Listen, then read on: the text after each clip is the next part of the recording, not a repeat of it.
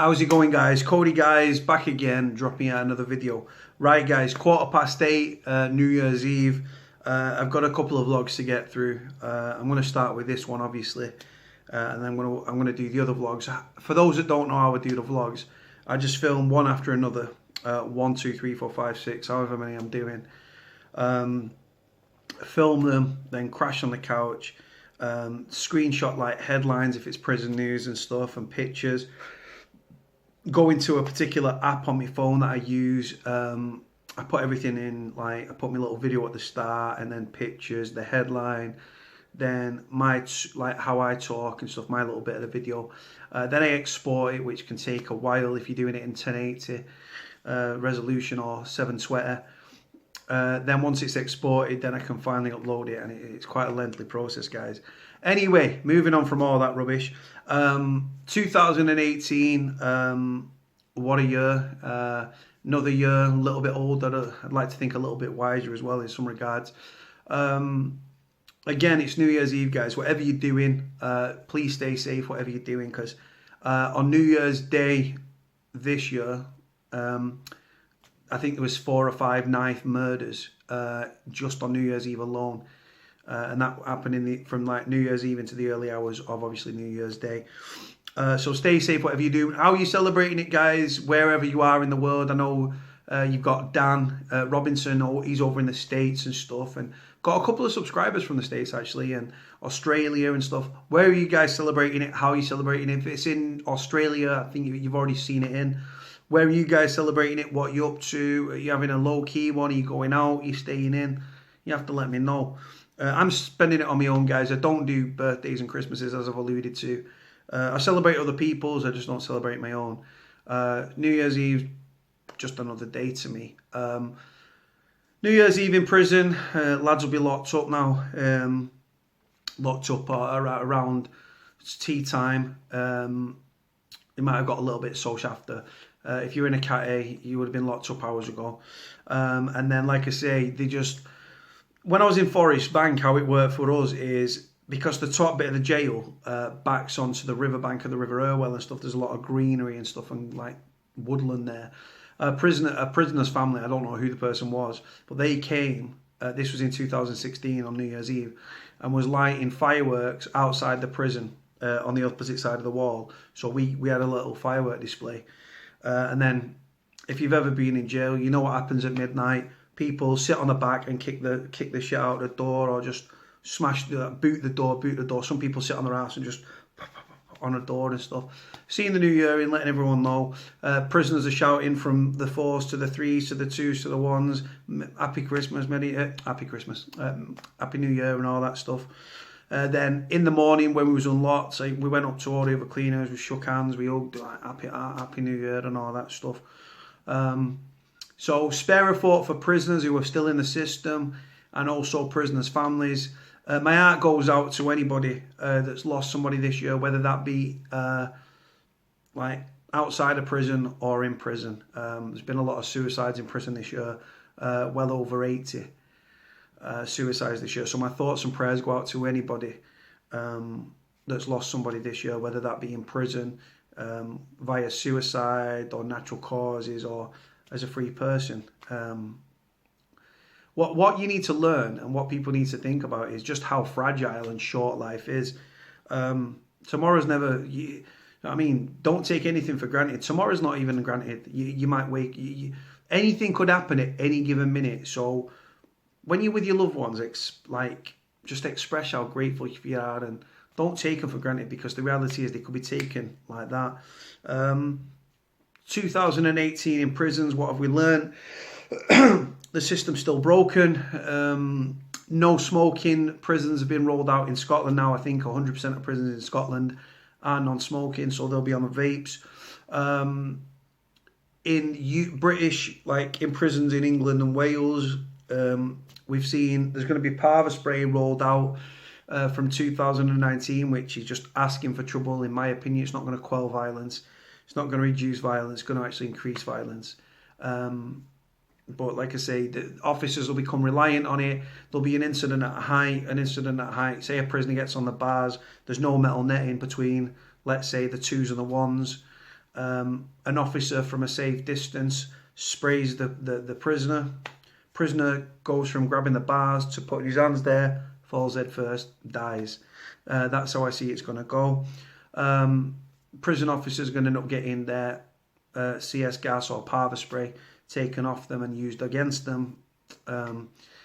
There's obviously this year in prisons, like I said, we've seen record levels of assaults and self-harm again. Stupid amounts of suicides within prisons. God bless anyone that's lost anybody in that regard. System's still broken. Prisons in Scotland are non-smoking now. It's just same old guys, really. Prisoners suffering in the system, broken system. In-cell telephones are going to be rolled out. They've already been brought into 20 prisons. I believe, like, one of them is Strangeways, one of them is Alt Course Prison for Zachary in Liverpool, private prison. There's 20 prisons that have got in-cell telephones now. That's going to be rolled out to another 50 by 2019 and 2020. So that's a great initiative, but again, the prison phone's too expensive, but it's a step in the right direction. I just hope that an angle of that isn't, oh, well, they've got a telephone in the cell, they've got a bed in the cell, they've got a TV in the cell, if they're not on basic, and they can have a wash in the cell and there's a toilet there, so we don't have to let them out. I hope that's not the reason why they brought in-cell telephones in. Hopefully they've done it for the right reasons being to encourage family ties whilst in prison. But again, what's the point in physically having something if you can't afford to use it? My 2018 is pretty much the same as last year. Last year, obviously, I got out of prison. Carried on doing these vlogs, carried on doing lots of interviews with the media, documentaries, news, radio. This year I've done pretty much a lot of the same. I was back at the University of Salford. I spoke at a secondary school on the 18th of December. The year 11s were doing a GCSE on prisons, so I went in to speak to them, which was an experience and a half. Very nervous and stuff. I'm not the most confident person. People think, oh, you do vlogs, you do interviews, you go on these documentaries, you must be dead confident. No, not at all. You're joking, aren't you? Just when someone says to you, we're going to do this on prisoners and we want to speak to you as an ex-con, I'm speaking up for prisoners and prisoners' families, right? So I put a lot of pressure on myself to do that. But when you do that, you get hate because you're speaking up for prisoners. Oh, we don't like prisoners and like blah. Oh, those on the right side of the tracks must look when you're introduced as an ex-offender or a former prisoner and think, what a scumbag. I'll keep doing that though. I don't care. You've got to remember, guys, I don't get paid a penny for these interviews. I don't get paid a penny for radio interviews, the vlogs. I don't get paid for nothing, and I keep doing it, and I give my time to a lot of people. I've give advice. I only give advice where I can give advice because I'm not an expert on anything. If I've got experience of something and I know about it, I'll help you. If you ask me a question and I can't answer it, I won't answer it, or I'll try to find somebody that can. In 2019, I'm going to look at enrolling on a criminology degree. I don't know if I'm able to do that because of the criteria. Definitely going to get a job in 2019. God knows I've been trying, but as an ex-offender, it's something that I struggle with. I'm going to keep doing the vlogs, obviously. A few weeks ago, guys, I'll be honest with you, I was sat there and I thought, you know what, the vlogs have run its course. I'm up to 791 videos. I'm up to 9,979 subscribers, so I'm 21 short of 10,000. And you know what? I just thought, I literally just was sat there and thought, let's just leave the YouTube stuff now. But the thing is, I need to keep bringing prison news and stuff. I need to go back to the old school vlogs. The old school vlogs is me speaking down the camera like I am to you guys. In 2019, I want to stay on a crimeless path. I'm going to carry on speaking at universities. I'm back at the University of Salford in, I think, January or February. Then I'm back later in the year on another module, and then I'll be back in the December on another module. Like I say, guys, I'm not above anybody. I'm just a normal kid. I'm just a former prisoner like anybody. The only difference is I do this YouTube stuff. I put the time and effort in, which you've got to think, guys. If you look at all my videos, 791 videos, well, 792, and probably I'll be near at 800 after I've done these vlogs. right? I don't get paid a penny for them. Each one lasts about 15 minutes. The time then that I've got to export the story and put the little thing together, the video at the front, the pictures, the headline, the pictures, my talking, export it, upload it. One video can take an hour to 3 hours to upload because my internet's fucking shit. What are your guys hoping for 2019?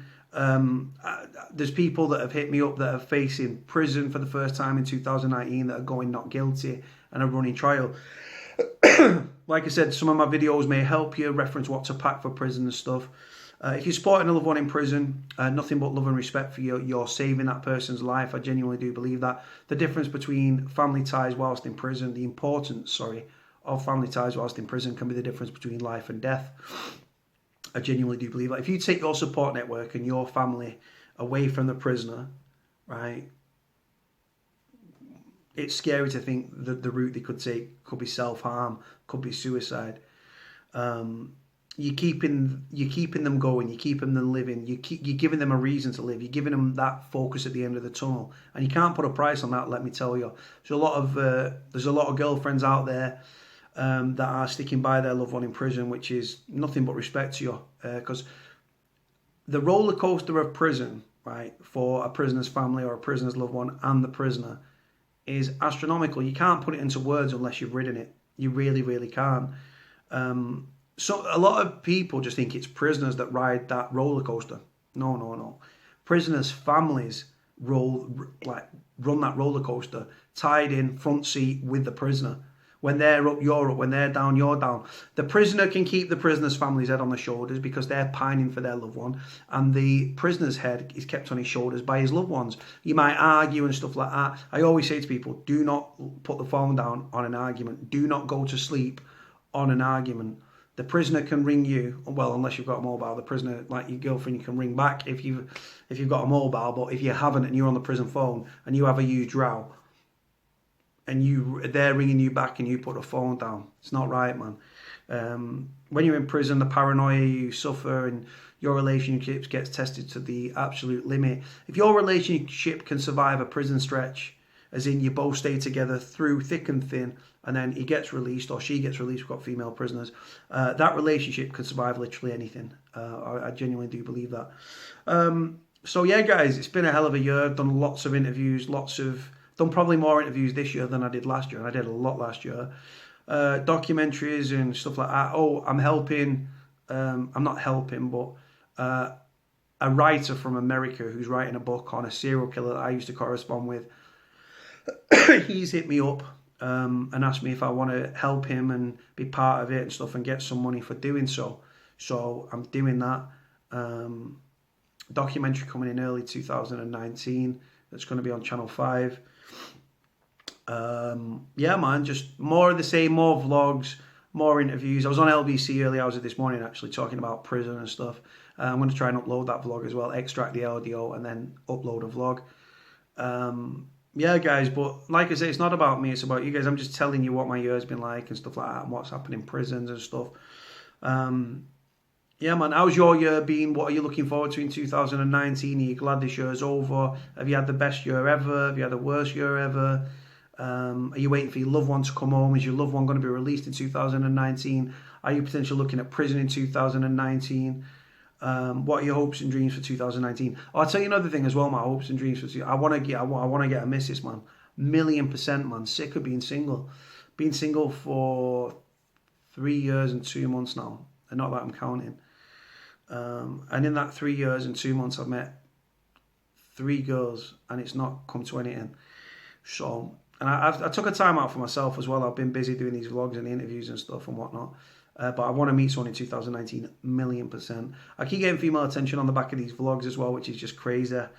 Don't really understand the logic for that. Some people like my accent. Some people feel like they know me. Some people are attracted to me, which get yourself to Specsavers. I've probably got an offer on or something. But yeah, it's all good, man. Right, guys, I'm going to stop waffling. I've waffled on long enough. Nothing but love and respect for all your subscriptions and your comments and your feedback. In 2019, I'm going to be interviewing a lot more former prisoners, families and stuff like that. Some stories are sad, some are tragic, some are victim of circumstance. and I'm going to bring it all to you in 2019. Hopefully by the 14th of January, I will have reached 10,000 subscribers. So like, comment, subscribe. Happy New Year, 2019. Let's do it. Cody out.